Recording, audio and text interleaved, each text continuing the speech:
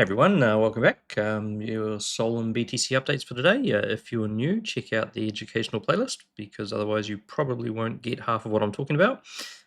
People try to look it up in AI and it comes up and says they have no idea. If you're a regular viewer, thank you. We're at about 720 something subscribers now, so the goal of hitting 1,000 is getting close, and hopefully we can get there and then maybe spend a bit more time on live streams or stuff like that. We'll see. We'll see.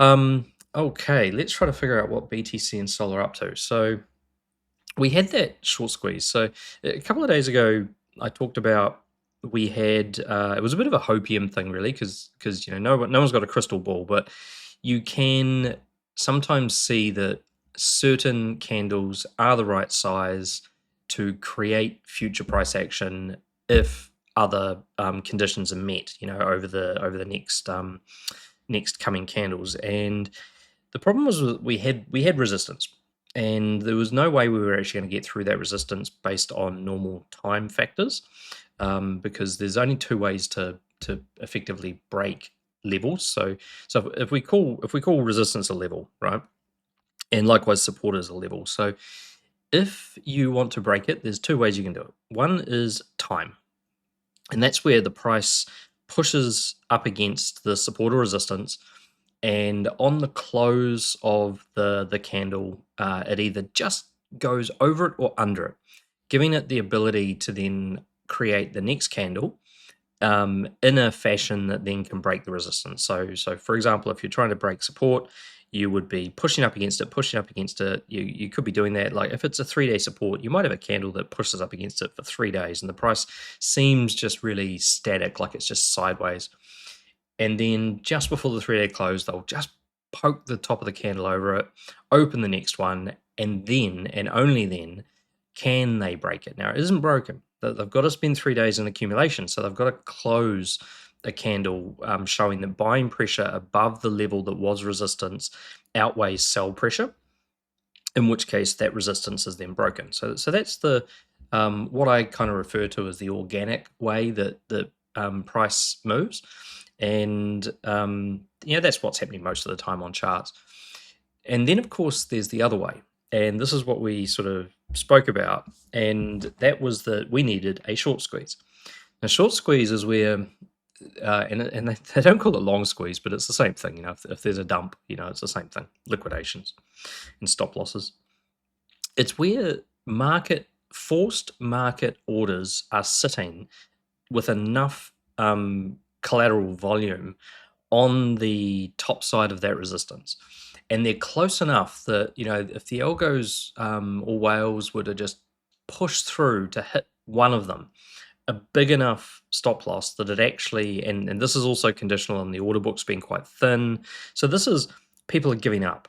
They're like in the case of a short squeeze, imagine that everyone has got quite bullish suddenly, but there's a whole bunch of shorts and they're just sitting above that resistance.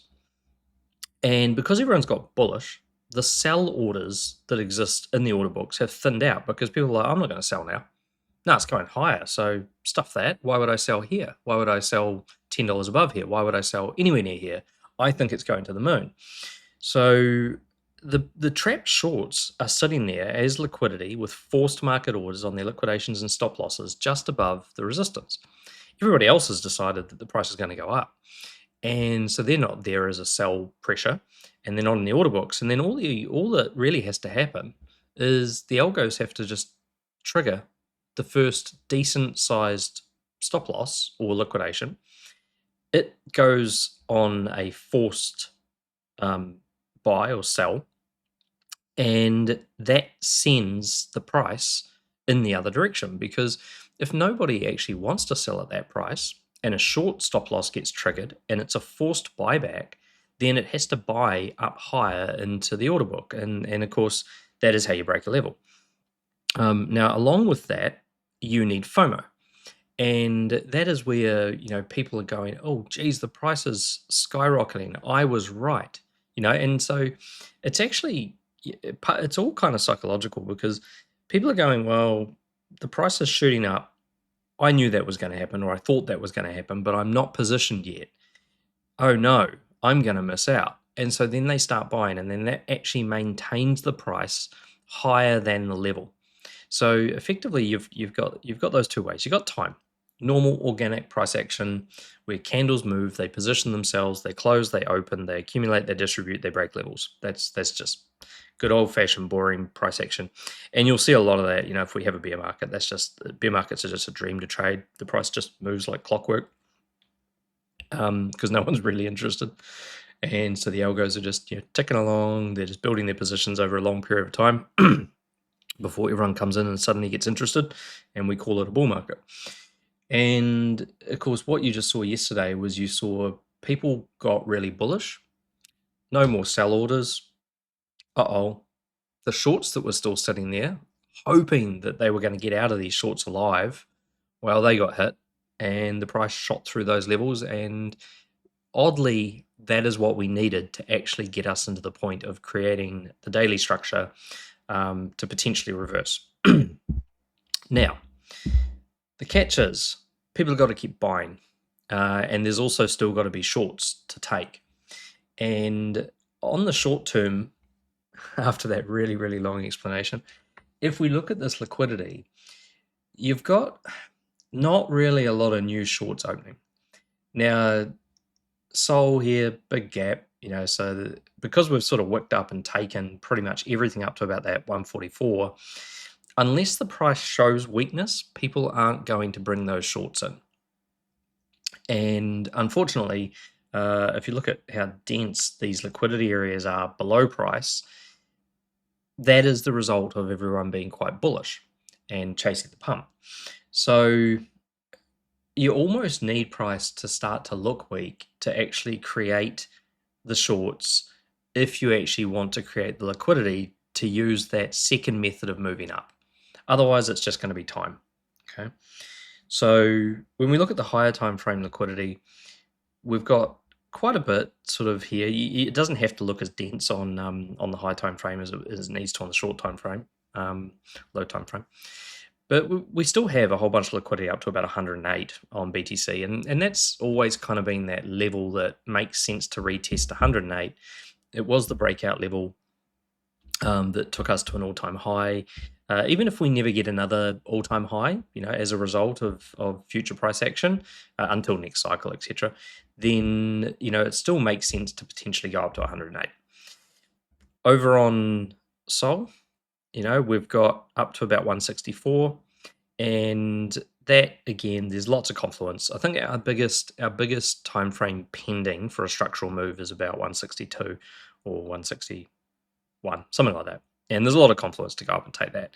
And then of course we have this big gap. Now, unless nothing really fills that gap, it's not very economical to go through it, because the other thing about liquidation events is effectively they're free to the whale, right? Well, not totally free, but all they have to do is trigger it, and then they don't have to be selling their assets to actually do anything. They don't have to be buying any more assets to do anything. Once they actually trigger it, off it goes, and it's all basically the order book moving the price and the FOMO holding the price. Or in the case of a liquidation event to the downside, it's the order book triggering, it's the liquidations triggering and moving the price, and then it's the fear continuing it or maintaining it at the low, and that's when they come in and want to start buying when everyone is fearful. But they didn't have to sell their bag to actually get it down there. In the first place, they were able to sell their bag up higher and maximize the sell price of it before using a little bit and market conditions to take it down to a lower price. Okay, so what comes next? Well, yesterday we had a bunch of really good closes, and we had one bad close. Okay, we do look like we are trying to build a daily range. Sol looks better than BTC. As far as, will we go sideways for a little bit more before any real move? If we're going to go to the upside, we probably do need a little bit more boring time, a little bit more sideways. If they want to go to the downside, they could pretty much do it any time, right? Because it's there. You can see in these lovely bars, all they're really going to have to do is hit this sort of 91 565 level. And just a little bit on liquidations is, a lot of people think it's the 100x liquidity that price is interested in. Yes, price will take 100x liquidity, but that's just a factor of it being close to price. Like, it's just simple. Normal price movements are going to tag it because normal price movements are generally going to be within 1%. So you're going to hit 100x liquidity a lot of the time. It doesn't actually mean that 100x liquidity is very useful to the market. What is useful is larger positions, and larger positions are not typically going to be on 100x. So if you actually want to break levels, it's normally going to be when you start to see the price approaching yellow or blue lines on an indicator like this, because they will be bigger positions. There are some paid services, etc., that you can subscribe to. There's a really good one called Trading Different, which actually gives you different liquidation levels. So I mean, if you're getting really into this and you want to really start analyzing liquidity, you can always it's not a shill. I don't have a link or anything, but you can subscribe to that, for a month or whatever, have a trial of that, have a play. And you can see on those kind of systems that you can see lower leverage liquidity. You can also see the volume of the different liquidity areas, and they're much more advanced algorithms. So all heat maps are effectively guesses. They're not no one actually 100% knows exactly where these positions are and what the sizes are, but they are guesses based on algos and based on basically just equations. And yeah, when you look at some of the professional ones, they are actually pretty damn good about how they work things out. So yeah, so the 100x liquidity isn't really totally important. What is important is the size. And because if you trigger a bigger position to liquidate, it can absorb more of the order book, which can move the price further. Right. So that's kind of where we are. Anyway, that's enough about liquidity for today.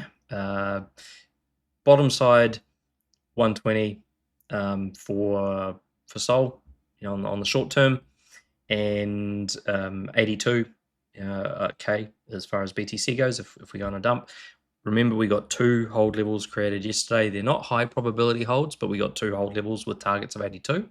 We got one with a target of 74, right, which is a high probability hold. Okay, so we could go down anytime. I showed a couple examples, the other day of how sometimes these things can just stay there for months and then eventually go trigger. So, I'm not saying doomsday tomorrow. I'm not saying we go to 74K tomorrow. In fact, it may have just created that 74K so that we can go to a blow off top for all we know. We can go and hit 126 and then we will come down. There's so many upside targets at the moment that it just the bias is definitely long. Okay, so there is way more reason for it to go up than down.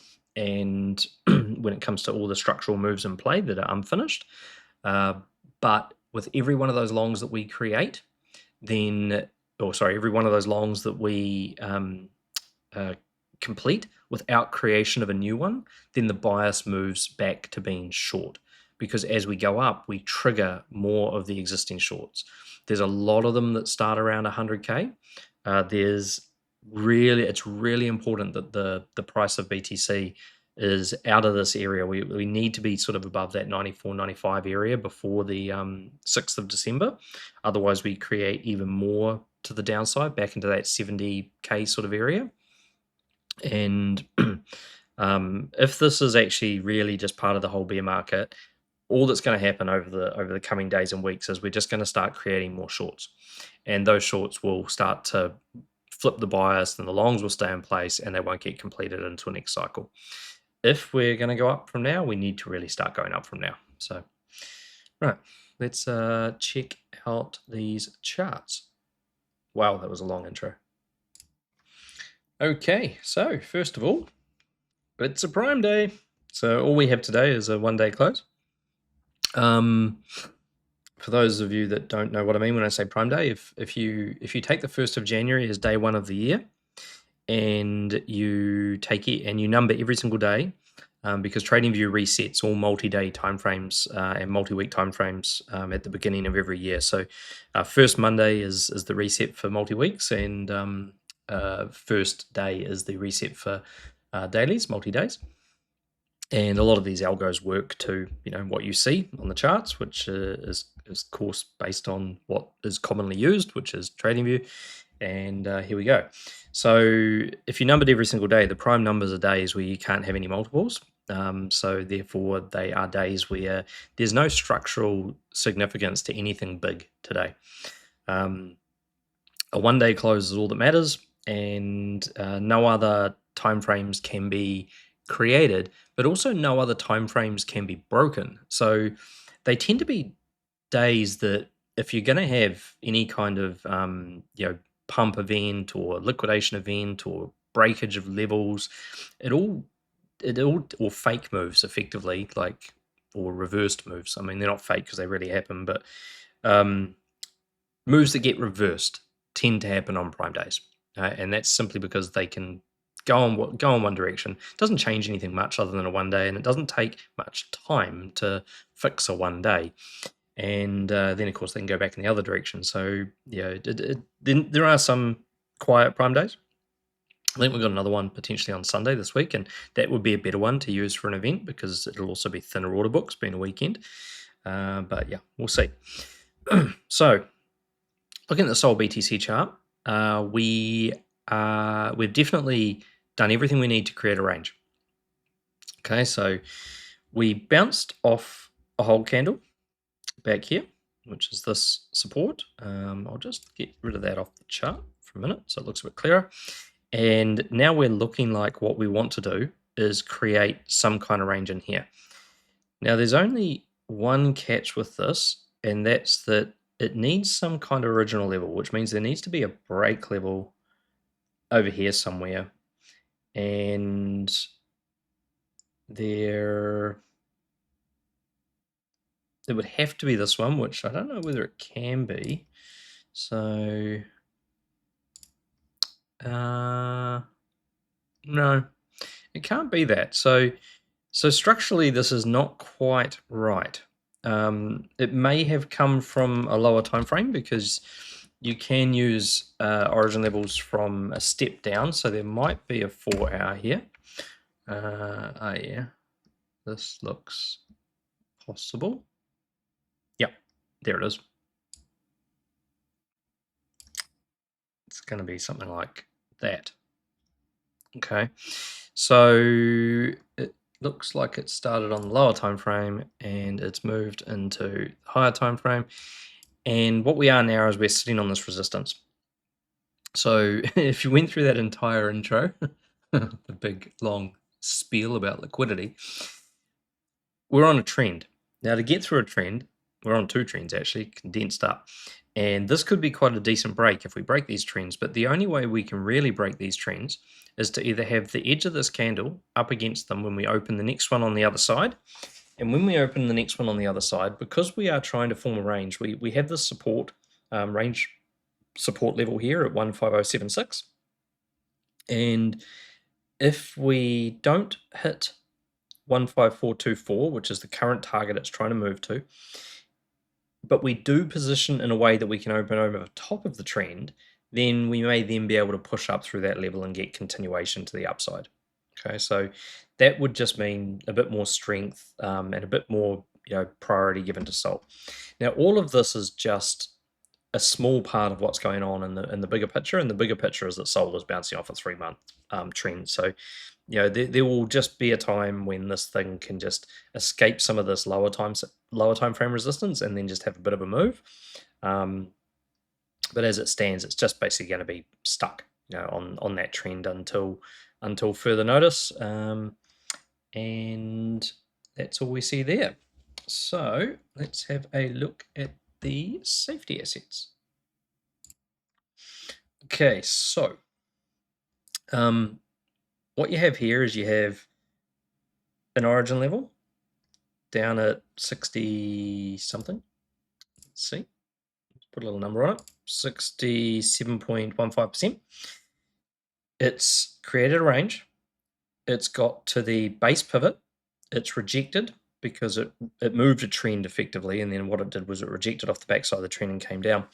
But all of this stuff has confluence. So you notice that range levels tend to line up with trends. They tend to line up with origin levels from the past, which is this thing from back here in July.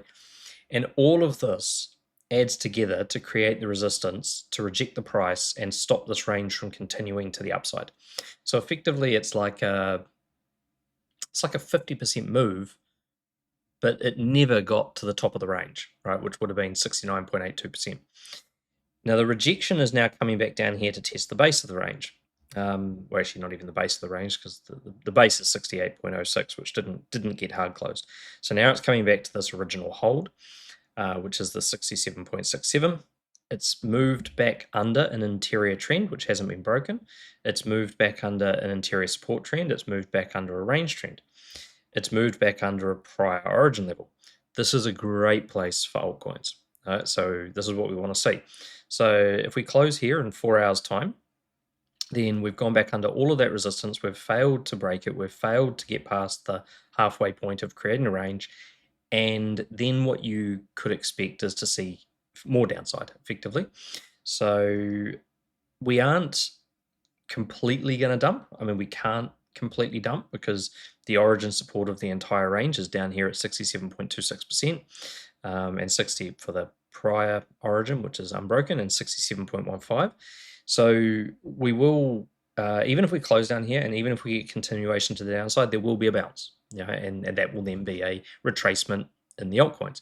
So this stuff is just how markets move, so the safety assets become prioritized because the risk assets are going down, people flood back into the safety, and then of course the risk assets start to go up, and people chase that because they go, oh geez, an altcoin's just gone up 10%, so I better be buying an altcoin because that I just put all my money back into BTC or stables, and I'm missing out on these gains, and that's FOMO. So we've gone up, we've hit resistance, we're coming down. Okay, so this is not bad as far as seeing some more upside potential to alts. Let's have a look at the totals. Okay, so referring back to a big spiel about liquidity and organic price action and breaking levels, pop quiz, put in the comments, what do you see here? You've got a total market cap, excluding stables, so there's BTC plus all risk assets. We've got an origin level that is confirmed by yesterday's close. I actually got two of them confirmed by yesterday's close. And so both of these ranges here have created origins. Actually, sorry, this one kind of creates it today based on today's close. So 2 levels of support. Okay, you've got range creation being attempted. You've got the prices tagged the break level to the upside. So it's effectively saying we're done with distribution. We want to get out of here. And we are sitting with the candle just hovering over the trend. So, pop quiz, what comes next? I'll give you a little spoiler, the answer, but feel free to put it in comments. It's great for the algos. The answer here is that if the next candle opens here, it doesn't guarantee a break to the upside, but all signs are pointing to they want out of here.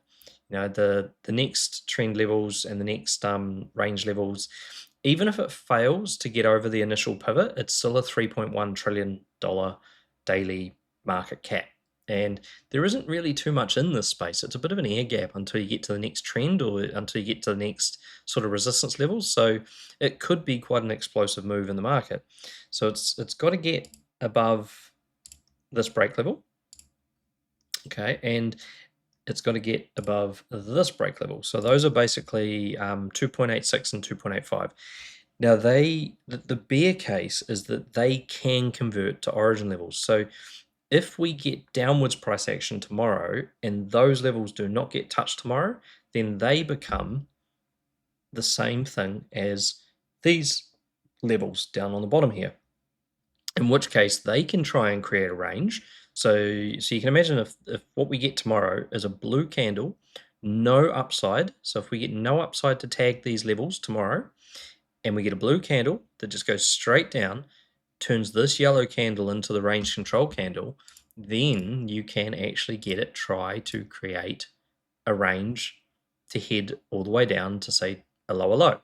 Right, so there is always the possibility of a bear case, okay? But I don't know, there are other factors too, by the way, like one of the guys in the Discord, prompted us to look at the DXY yesterday, and the DXY is just tanking, like it's in a horrible spot, and it looks like it, is going to take a bit of a move down. There is, there is some, like anything that moves down will eventually bounce, so of course it can bounce, but it looks like it's probably got some more downside, and if the DXY has more downside, then all of these risk assets, BTC, etc., can have even more of a factor to go up against their USD pairings, because they'll become more valuable because the dollar becomes less valuable. But anyway, that's other factors that we don't really talk about terribly often. But that's why we have things like DXY sitting up here in our watch lists, and you can see it negative 0.47%. Yeah, the strength of the US dollar at the moment for some reason is traveling the other way. Possibly because rate cuts. If you're not dragging in as much interest against your dollar, then the dollar can become weaker. So, okay, so let's have a look at Sol. Sometimes I feel like after I explain myself on some of these things, all I really need to do is just show you this chart. And if I've done my job properly and you understand what I've said so far in this video from start to now, all you really need to do is look at that chart on the screen and know what are the options, right? So no different to the total market cap on the daily, except actually stronger. So can you see how the levels of these things actually, they're quite symbiotic, and strength can be determined just simply by structure without even looking at things like the Sol BTC chart? Because if we looked at, if you just rewind back to the totals chart, Sol is doing the same thing as the totals, but in a stronger position. It's already above the 140.260. It's actually looking a little bit more bullish. And so next day, if it opens a candle, it can open over top of the range base. It still has to break through these topside levels, like all these break levels and origin levels. It's got to get through those. But a couple of these levels, like this one here, 143.300, that's already an origin level. 142.772, that's also already an origin level. 144.180 is just a break level. And the sheer fact that this candle has not absolutely gone south after hitting those two levels gives you a bit of an idea about the strength that is in play right now versus the daily, right? So this is your 3 month saying, nah, it's time to go up. So yeah, we're going to open a new candle. If they want to flip this bearish, they're really going to have to push this down and get it back under that trend. Yeah, okay, they can do it tomorrow. Like I think we've just had about $500 million worth of BTC that's just shifted around, as we speak. So hey, maybe someone just dumps that onto an exchange and just hits the market sell button. Anything can happen, but structurally, organic price action wise, this is going to potentially open on the top side of that resistance trend, and then it's going to try and target that next level. And that means you're starting to see these 150s come into play, and these 161s and these 172s if it completes a full range. Okay, so we do have resistance levels and right here. So we've got 145, 147. There are some low, sorry, I call them high risk holds. High risk holds meaning they may not actually hold the price down. There are some high risk holds that are sitting around the 148s, and there are trends and range trends directly targeting those to try and break those. So that's that. The price should really go there. It's just a case of when it gets there, what happens. The first high probability hold currently on Sol is about 157, which is a 2-day, I think. So yeah, at the moment, we should be able to at least get up to about 157, which is probably something in this structure. See how you got multiple candles on the daily? It's all kind of fractal. So if you've got multiple candles on the daily, there'll be a level in here, probably like 157.9. There's that. So we've got this level, these two candles versus these two candles. Just imagine for a second that they were one candle, all yellow going up, and they were one candle, all blue going down. And these two candles would have fully engulfed these two candles, and that would be the base of the two candles, which is 157.939. So that would be a 2-day. That'd be a 2-day candle. And if we just looked at that on a 2-day chart, let's see, maybe I'll make a fool of myself. Surprise! There's the base of a 2-day candle. 157.939. So didn't make a fool of myself yet. Okay, other than everything else I do. All right, so that's the daily. Let's have a look at... Should we look at the 2-day just because it is coming tomorrow? Yeah, let's do that. Okay. So this can obviously drastically change. We have a couple of days to go on this.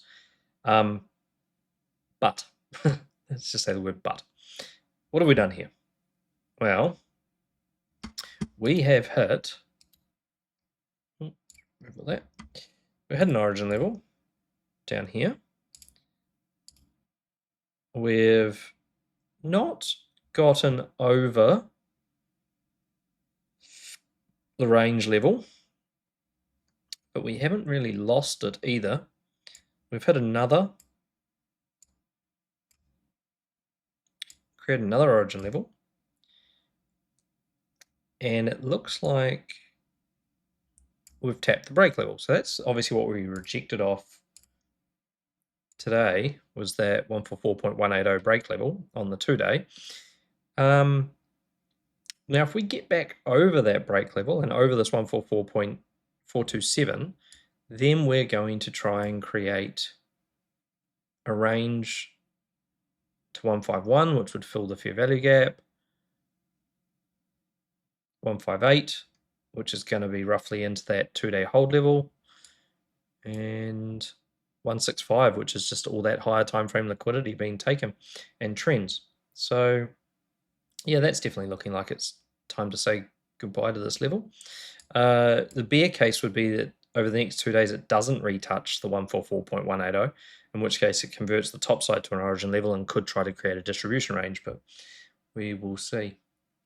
Okay, we have a 13-day close coming tomorrow.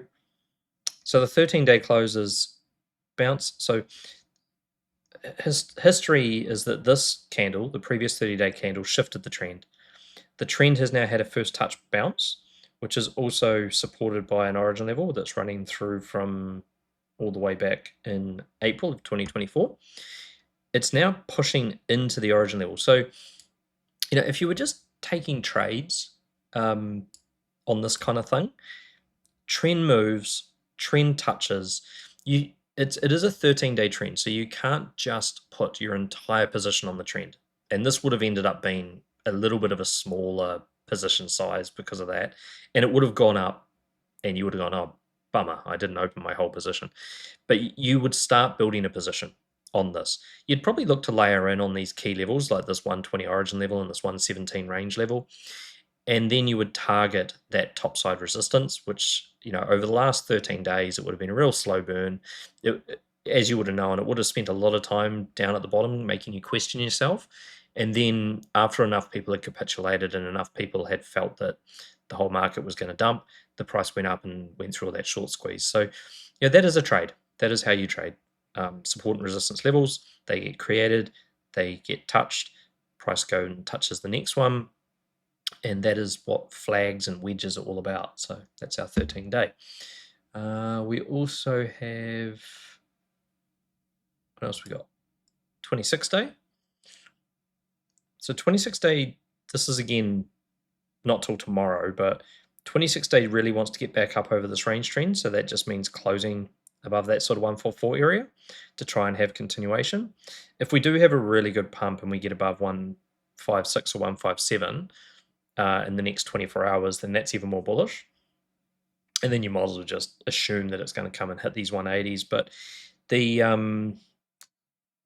more likely case is because we have that 2-day hold in confluence around that 157 area, the more likely case over the next 24 hours is that we may get it back above the range trend, bounce the range trend to the backside resistance of the normal trend, which is confluent with bouncing to the hold level, which, it's all resistance represented by a trend on one time frame can be resistance represented by a hold level on another time frame, and that is how you can guess, because trends can only be hit at certain times and the time changes because of the diagonal nature of a trend. You can actually predict where price will be at a certain time based on resistance and support confluence. So that's masterclass stuff. Okay, and we have a good old 169. Okay, and like all of these higher time frames, all this really says is that if we come down and hit 120, we've really hit the extreme of the range, and the other side of that range would be 204. 204 is a nasty level, on the Sol chart. It's the original midpoint ruin everything level. So it still wouldn't surprise me if we go down and hit 120 or sweep this trend. It really wouldn't.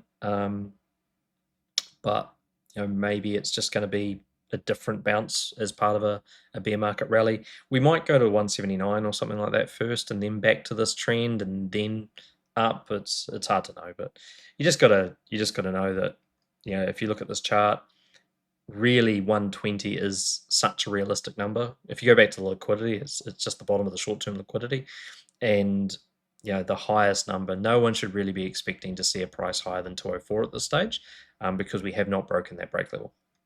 Okay, right, let's have a look at BTC. All right, so the Sol chart and the BTC chart pretty much look the same on the daily. It's up over the top of one of its trends. It's pushing into the origin resistance. It really just needs to close over 92,959.8, and that will pop that origin. Now that could be an explosion. Like, the origin levels are polarized levels. They're the most important sort of level. They are the beginning of ranges. They represent basically where accumulation and distribution, the exact moment where accumulation or distribution flips.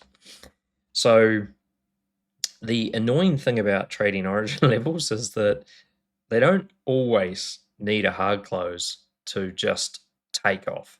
So you can just close over that level, and then it can just pump through all of this. Now, I would be looking at this 101 level up here, and geez, my computer is just struggling. Yep. Geez. Okay. So we have a daily origin here at 99,541, and we have an older daily origin here at 101,041.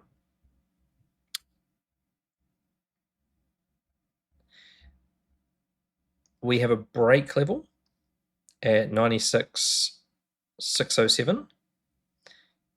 We need to get above 94,483 to be above a new range base. The midpoint of the range, if it's going to pivot to the upper part of the range for continuation to these bigger numbers that you see up here, 107, 114, is 101, 100. Our shorts, I'll just pause this for a sec, bring up that spreadsheet. Okay. And our shorts So this is all the structural moves. So I spoke about this in the Discord yesterday, but these are all of the outstanding structural moves. And this is that nasty one. This 112 is the one that they created yesterday, and it would have been really nice if they didn't do that, but they did. These are high probability ones. There are a lot more than this, but these are the ones where if you actually look at how the structure is created, it basically all bar there's a couple of hundred of these things, all bar two now have played out in 2025. So if you want to bet against these, good luck. They eventually play out. So you notice this 101, 301, 101, 424. Basically, that would be your first level where you get some kind of high probability shorts kicking in. Then it's, 102, there's a little bit there. 104, 105, 106, 108, 108, 108, 108, 108, 108. You're starting to see the thing here. There's a lot at 108. So that is also probably quite an important level. And then as you can see, like 111, 110 sort of appears a lot. And then you've got the, if we were to hit 121,285, you've erased all of the minimum obligations for upside moves, and that's still technically not a higher high. So to put it in perspective, many weeks ago, this on the this chart, like this on the Sol chart, I think the top obligation was about 253. Now, when we hit 253, it was 253.428. If you have a look on BitGet, the price went to 253.429, and then it's been a dump ever since. Once it runs out of obligations or it runs out of reasons to go to structural positions, then it can just flip and go in the other direction. So yeah, this 101 area is probably going to be something. Let's get rid of that. And so now we have a look and we go, okay, well, the midpoint of the range it's trying to create is 101. It's got a lot of daily confluence with resistance. It's got high time frame confluence with resistance and triggering of shorts. And if we do break this origin level today or tomorrow, we could potentially just bust through these trends because you will get volume coming in if you break an origin. And then 99 through to 101 make perfect sense. 103 would be a range trend if it goes that far. And then, of course, 107, etc. But, it probably wouldn't pump that far in a single candle. It's more likely to hit the midpoint of the range here and then have some kind of pullback. But, yeah, there's a lot of confluence for this thing having a bust out, on BTC, which, of course, means everything else will move. The only thing that just isn't really there to justify that at this stage is the bearish liquidity because people are too bullish. Yeah. Okay. Let's have a look at 2-day.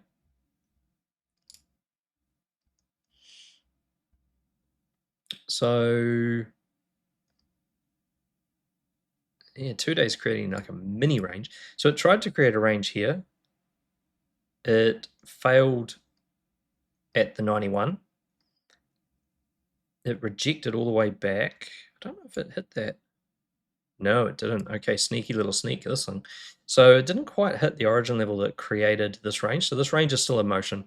So a close over here, and then it's going to want to target 98 and 105, 112, blah, blah, blah. I'd probably put more focus on the daily range because the daily range has more confluence at the upper levels than what this one does. But this also doesn't close for another 1 day. So this whole thing could fail. The daily range could pump up and then come back. The minimum obligation. So just for those of you that are new, this is just a backside high probability, low risk fib trade. You just start building positions 85 and lower and you TP at 91.7, and that's just those two candles there entering into this candle here. That's all that is. Now if we look at the range, that would be a range. but it's not. Unless it was created on a lower, it actually probably was created on a lower time frame origin, just because this wick comes down, this wick doesn't come down as far, this wick comes down further. So somewhere in the bottom of these two candles, there will be an origin level on a lower time frame. So it's there on the weekly. That's it. So that's led to this range getting created. So it's really, this is still trying to come back to actually test this 97. If this closes like this too, just on another note, it's actually creating a potential range creation candle here. If this candle gets engulfed by the next one, it can actually, this would be epic, but it would be that range, which is huge. So, and I mean, even if it just got to the base, that would just give you some more confluence, like, because that 124 number is a number that is showing up on those charts as an area that it should go. And we've got this tested origin level up here and at about 120 as well. So yeah, you never know. We might see 124 before the end of that cycle. Just another backside fib move. This is not finished yet. So this is 94.420 and it's still in play. So we've got 24 hours to go on this. Normally these things will either finalize before the time frame finalizes, so e.g. it might just come up and tap that just in the next 24 hours, or it's going to, the bear case unfortunately in this, with this type of structure, is that it may not do that and then be on the wrong side of that level and the wrong side of that trend when it closes. But just 24 hours to go. It's if we get, we can go hit that level. We've already got sufficient 25x and 50x leverage sitting at that with volume to do it. What's this telling us? Okay, and this will be a sign of intent. Okay, so again, 24 hours to go. This would be a low probability or a high risk hold. So we would, if we closed down below, once again, that 93570 level that we spoke about the other day, and this is what's created that hold to 74K, but this would be a low probability hold or a high risk hold. But if it actually closes above 93,570 in 24 hours, then what the intention is the intention is showing that they don't want to create more resistance to the downside. If they close below, then you could see a move between the trends and the hold, but the trends could have quite a decent chance of breaking that hold because it didn't fully engulf it. So, and there's also an upside move still in play back to 99, which is the opposite hold from the other direction. But likewise, this was not a full engulfment of that wick, and so you can get this kind of big sweep in the other direction. So I guess what I'm saying for the future of this structure is exactly like the past here. We created a hold. We've gone, it should have bounced on 95,913, but because it wasn't a high probability hold, well, it went all the way down to 80K, didn't it? And now it's coming back up. If they don't create one in the other direction, it'll probably just keep going back up to meet the obligation of that whole candle there. So that's all the really high time frame stuff. Right, how's that for making a prime day video into a really long video? Let's have a look at Tesla of MicroStrategy. Probably not as big and deep as yesterday, but you can check out yesterday's video if you want to see a bit of a deep dive into those. Well, that's bullish. That looks good. So the daily Tesla, it was really struggling with this hold level, but this pump has gone through the hold level. It's at the break level. Now you need is a daily accumulation above that break level, which is 442.33. If you can get a candle, yellow candle closing over that level, then that break level breaks. And if that break level breaks, it's going to want to target the next hold. Now, it's not that far away, just to put it out there, which is 1452.05. But I don't know whether I'd have a lot of confidence in this hold. The wick of it has already been tested, which created the laddering effect. Wicks are tested when things are really bearish, and rejections happen rapidly, which is this big dive. So will you get a rejection of 452.05? Probably, yes. But will it be a sustainable rejection that really travels down? Not necessarily. So if it gave a minimum rejection, the minimum rejection would be basically back to the break level, which structurally is like just writing a symphony, really. It's let's make a break level, let's make a hold level where the minimum obligation is a retest to the break level, because break levels tend to get retested and hold levels tend to have minimum obligations for moves. So it may just hover here in the middle, and maybe close without touching the top side, because it would make more sense for the next candle to be the one that goes up, hits the hold, comes down, tests the break. If it's bullish, it'll close up, it'll hard close the break level, and then it will probably break the hold and then test that all-time. Don't know whether, I think that was the all-time high. No, not quite. It'll test that topside, potentially test that topside trend again, and then it's really game on to see if it can actually get a close over that area and continue to the upside. Something I did talk about yesterday, just on the really high time frame stuff, is that there is a move on Tesla, like just a little surprise move, that one day there's probably going to be a dump on this thing, and it's going to go down to about 182. Does it happen now? Does it happen 4 years from now? We don't know, but it's there. And the thing that sort of concerned me a little bit in yesterday's video is that we haven't really done a topside sweep of liquidity of the range. So if you want to see a real deep dive on Tesla, have a look at yesterday's video. I covered off all the ranges that got created and all that kind of thing, but we never really swept the top of the range, and that could be where this is going now. So this might be really bullish at the moment, but that's just because it has to be bullish to get to the top side. And then if it sweeps the top side, there is a pretty big dump just waiting, for this thing. And who knows? Who knows what really the games that whales play. And that looks really bullish, for a weekly candle.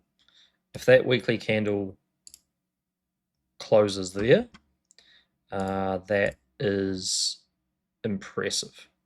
Okay, so this is your weekly range trend coming through here, and that's about 422. As long as this closes up like this, it's a solid break of that range trend. Now, range trends don't move. There'll always be that range trend as a support. It's not great when range trends are down facing, because they when they're down facing, unfortunately, it means that every support test is a lower price, which is not good for longs, because if it breaks, you unfortunately break at a lower price than where you entered. There we go. But so far, this is actually looking pretty good. So these are your higher time frame break levels up here, which is 473.38 and 477.46. If it breaks this range trend, it's going to try and break the range attributed to the range trend, which is going to be into these 470s. Now, if it'll probably create a topside trend which doesn't exist yet. So this trend will shift to the top of this candle. So it'll be the wick size. If this thing closes yellow, it'll also be retesting the backside of a prior broken trend if it hits those 470s. Yeah, so if it closes yellow, if it closes under these 470 levels, but as yellow, if it shifts the trend to the top side, these are all bad signs. They're not actually bullish signs. Like if it pumps up like that, you can imagine what people are thinking. They're just thinking, oh, I need to long this, I need to long this, I need to long this. And if it pushes up into this resistance, pulls back, creates a wick, shifts the trend, this trend, if it shifts this up to here or here, wherever it might be, and then, in fact, if it shifts it to there, it would just be a bit of an epic trap, because you'd have a topside trend, you'd have two break levels if it pulled, and you'd have a retest of a prior broken trend done. And if it pulled back down under that, and any one of those levels became an origin level, that would be that's a high time frame reversal in play, because this is not an accumulation range. This is not an accumulation range. See, the problem with all of this structure is that most of this is actually distribution ranges. Accumulation just is not actually proper ranges. This at 394 would become a break level, and this candle can't really create a range. So yeah, it doesn't. Yeah, maybe it can, but yeah, hard to say actually. I wonder if that would create a range.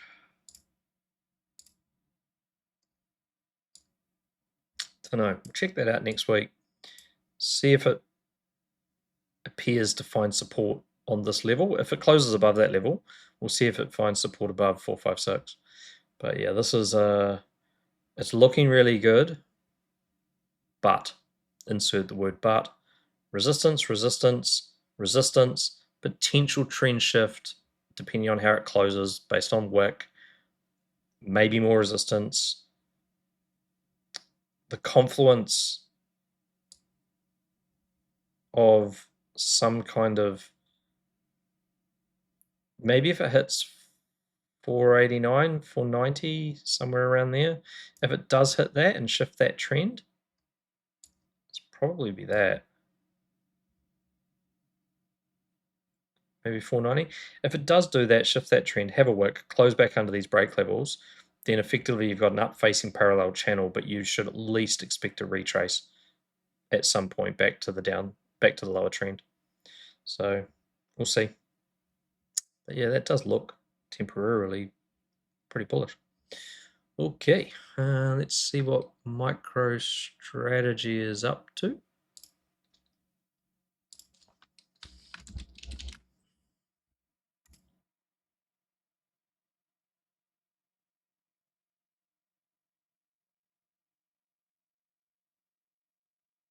Okay, so this is doing what it should. So the 174 level is the 3-month support. Minimum target, we were sort of expecting it to be heading back up to 219. Trends are all condensed. It looks like it's going to close in a position to open the next candle on the top side of the trend. It's bounced off these origin levels down here. It has taken 3 candles. This whole thing was really just led by a 4-hour reversal, but it looks like it's going to attempt to create a range. The 3rd level of the range has confluence with the minimum obligation of the 3-month. So it does look like it's trying to reverse and at least go back to 219.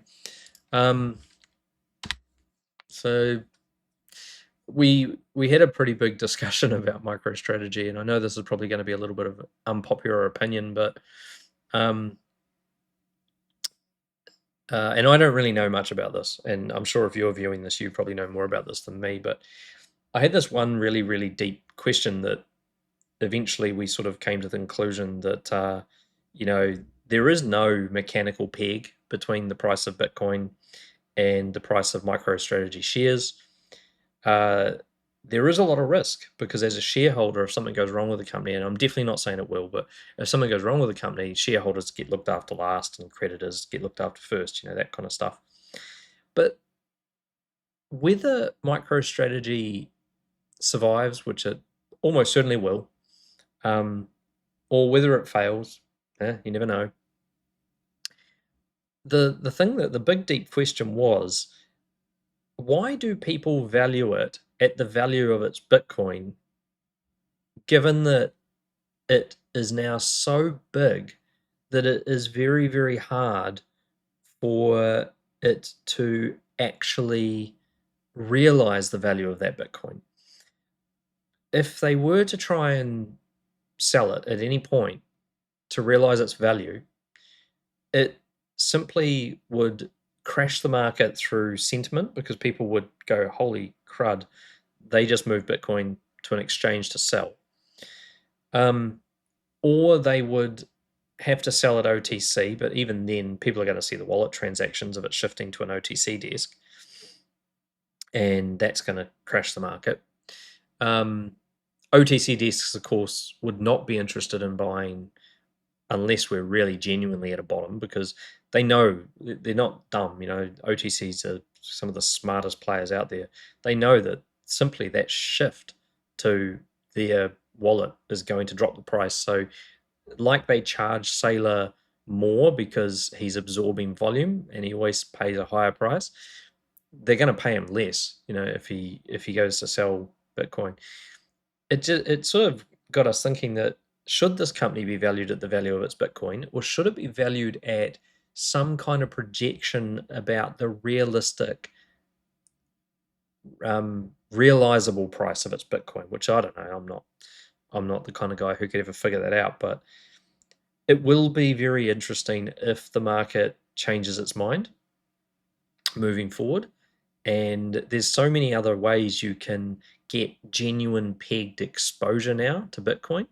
And a lot of companies who are not allowed to invest in ETFs and certain things can invest in MicroStrategy, and that's always been one of the reasons and one of the narratives.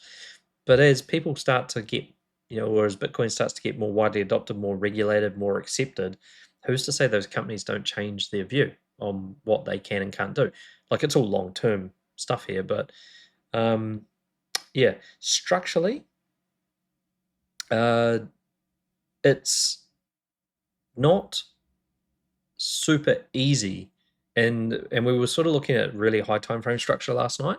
Structurally, it's not very easy for MicroStrategy to recover from its 6-month structure that it's in now, and yet it is quite easy for Bitcoin to do it. In fact, Bitcoin just hasn't really even broken it, and so there's a really big decoupling right now, which means either they just wanted to drive the price down and the whales are loading up and it's all a big game and it's going to fly, like that's just the kind of stuff you see in markets. Or it means that maybe the market has changed its opinion on how it views the pricing of this, because simply it can't realize at the current value. So therefore the current value shouldn't be the value that's used in the equation. And if that is the case, yeah, it might not actually be so bullish in future, but who knows? It's just all crystal ball and hypothetics. As for what the chart is telling us, the chart's telling us you got a high probability rejection at 196 on the daily.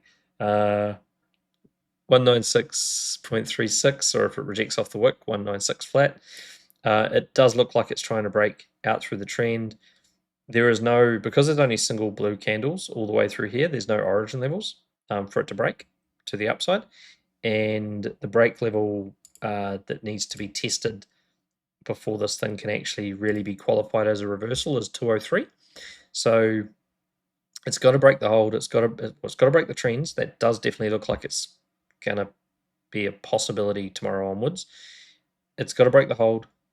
It's got to break the break. It probably should do all that, because simply the minimum obligation for the 3-month move is to get to 219. At 219 or thereabouts, we run into the backside hold of this candle over here from the 7th of November. that could reject it and continue the range down. So it's very possible. There is a range trend on the 6-month time frame. In fact, I'll just show you this briefly. This is the range trend that supported the move to the all-time high, and it was hard closed by this candle.